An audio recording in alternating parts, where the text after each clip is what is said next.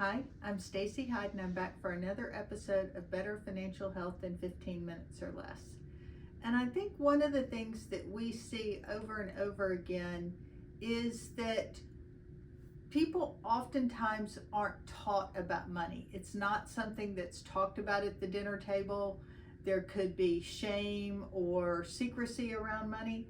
But I think it's important to talk to your kids or talk to your grandchildren about money. It needs to be age appropriate. So when they're young, and by young I mean under 5, just showing them the different coins, showing them, $1, 5, 10, and letting them learn how to count out money, how to make change, and talk about it. I think it's also important to talk about credit cards and about how using a credit card still means that you have to pay it, and the importance of paying it on time.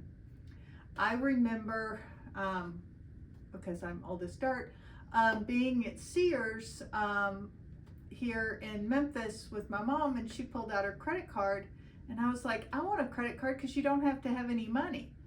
And we actually went home and she explained to me about how, yes, she used her credit card, but she was going to pay it off at the end of the month, and why it was so important to pay it off at the end of the month.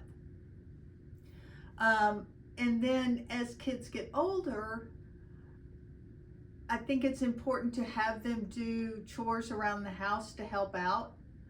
I'm from the school that I think some chores should just be because you're a member of the household and you do those things. Those can be things like clearing the table after dinner, loading the dishwasher, unloading the dishwasher, taking out the garbage. But there can also be chores that you do get paid for. Maybe it's something, my kids always groaned when I said it's time to clean the baseboards. Something like that that's bigger, maybe a more complete cleaning, maybe cleaning out a garage, doing sort of bigger things like that, maybe working out in the yard, can help them earn money. Or babysitting, depending on age, helping watch a younger sibling, or things of that nature. And I think as they get paid for that, we were always taught it was divided into 3. Some money was to spend, some money was to save, and some money was to give. And in our case, it was to give to church. But if it's other types of giving, you can help your kids figure out where they want to give the money, who they want to help with that. Popular ones are, Humane Society or animal shelters or the zoo or something like that. I think that's important to kind of create that culture of giving.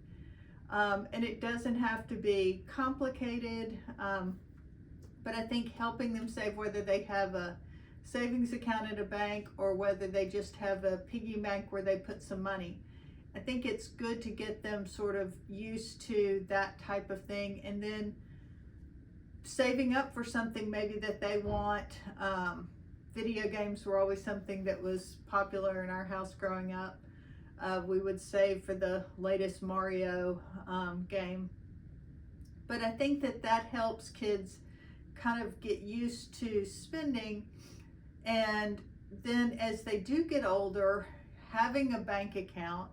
And as they, turn, depending on the age, if they're doing a lot of lawn mowing, they can make a lot of money doing that. Same thing with a lot of babysitting. Or they work somewhere in retail or at a restaurant and they start getting real paychecks. Having the bank account, and also at that point getting a credit card, and with supervision, learning about credit, learning about how to pay that off, the importance of paying that off, the fact that yes, you get 25 days, give or take, to pay off your balance and not have to pay any interest.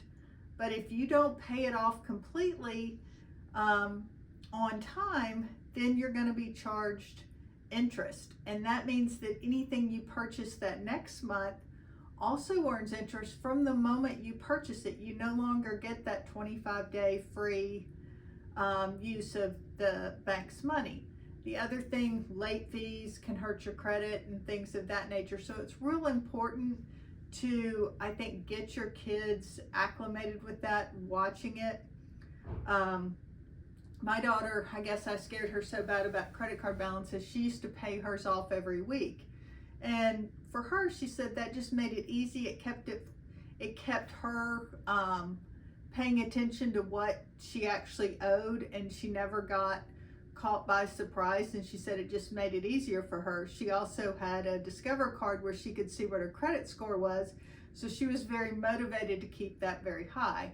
So I think that there's things you can do along that realm to really do it. And I think having those conversations with your kids about, mortgages and utilities, because I think that it's easy to think that, okay, we live here and all we have to buy is food or maybe insurance for the car and for the home. But there's a lot of cost associated with, as I call it, adulting. Utilities, that's water, electric, it's internet, it's TV, streaming services.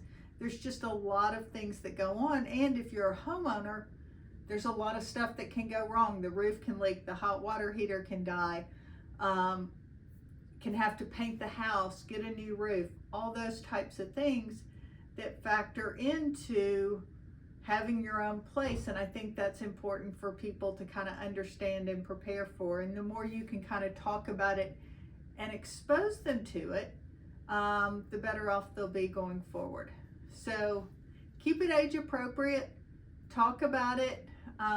You may not want to share your tax return with them, but I think it's important to sit down and go through it. And as they start having to fill out their own tax returns when they're like 16, 17, it's important to understand about taxes. I can remember my first real job and thinking I knew what I was going to get paid, and then, taxes, wasn't expecting that.